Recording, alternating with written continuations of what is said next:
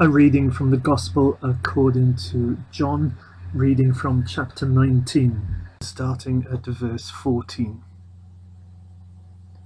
Now it was the day of preparation for the Passover, and it was about noon. Pilate said to the Jews, "Here is your king." They cried out, "Away with him! Away with him! Crucify him!" Pilate asked them, "Shall I crucify your king?" The chief priests answered, "We have no king but the emperor." Then he handed him over to them to be crucified. So they took Jesus, and carrying the cross by himself, he went out to what is called the place of the skull, which in Hebrew is called Golgotha. There they crucified him, and with him 2 others, one on either side, with Jesus between them. Pilate also had an inscription written and put on the cross. It read, "Jesus of Nazareth, the King of the Jews." Many of the Jews read this inscription because the place where Jesus was crucified was near the city, and it was written in Hebrew, in Latin, and in Greek. Then the chief priests of the Jews said to Pilate, "Do not write the King of the Jews, but this man said, 'I am the King of the Jews.'" Pilate answered, "What I have written, I have written." When the soldiers had crucified Jesus, they took his clothes and divided them into 4 parts, one for each soldier. They also took his tunic. Now the tunic was seamless, woven in one piece from the top. So they said to one another, "Let us not tear it, but cast lots for it to see who will get it." This was to fulfill what the scripture says, "They divided my clothes among themselves, and for my clothing they cast lots." And that is what the soldiers did. Meanwhile, standing near the cross of Jesus were his mother and his mother's sister, Mary the wife of Clopas, and Mary Magdalene.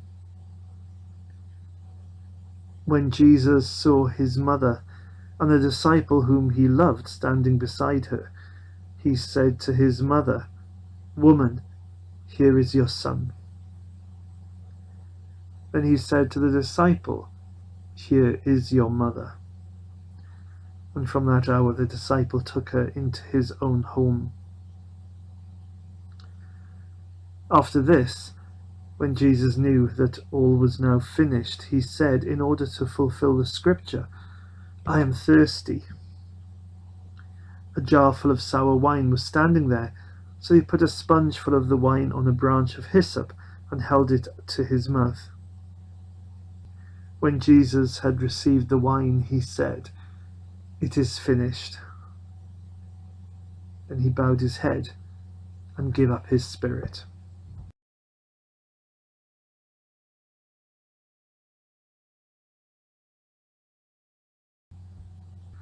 A reflection for Good Friday. Every cross tells a story.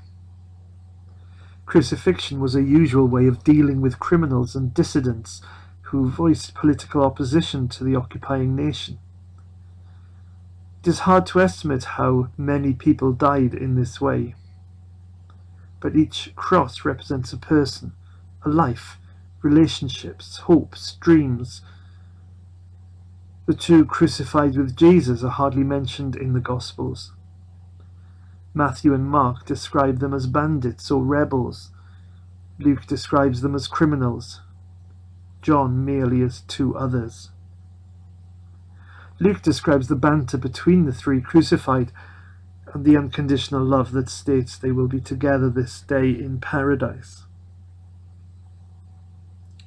The cross of Jesus tells a story.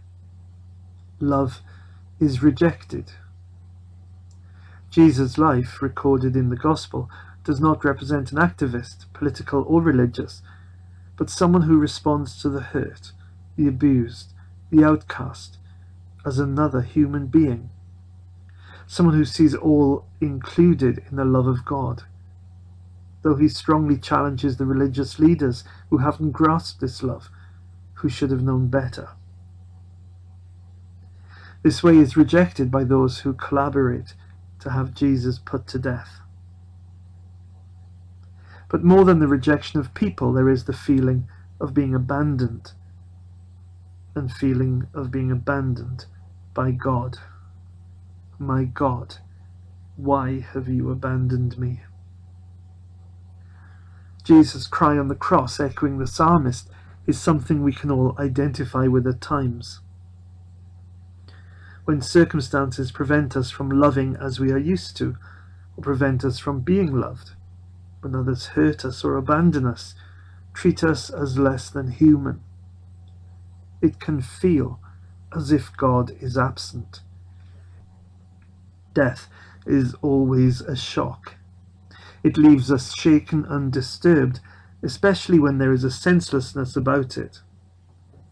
The death of Jesus had been violent, cruel, and unjust, and those who were his friends stood by, helplessly knowing they had let him down.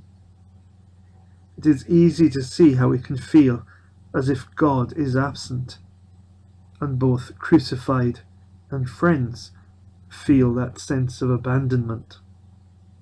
My God, why have you abandoned me? Human beings can be cruel to each other, and crucifixion has been recorded as a particularly forbidding form of our inhumanity. Yet the words of Jesus offer forgiveness, for human beings know not what they do.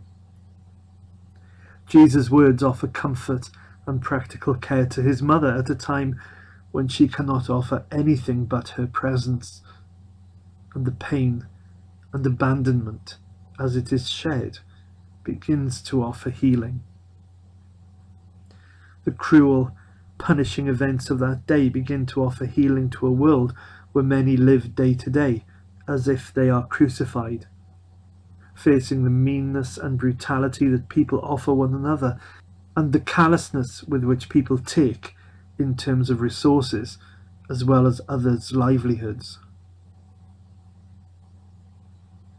For when we look at Jesus, a different way of love is still being offered. Crucified Jesus, as you faced humanity's worst, you responded with love. As you took on humanity's rejection, you offered comfort to those you loved. As you felt abandoned by God, you put yourself into God's hands. As you confronted death, you offered life. Teach me to follow your example. Amen.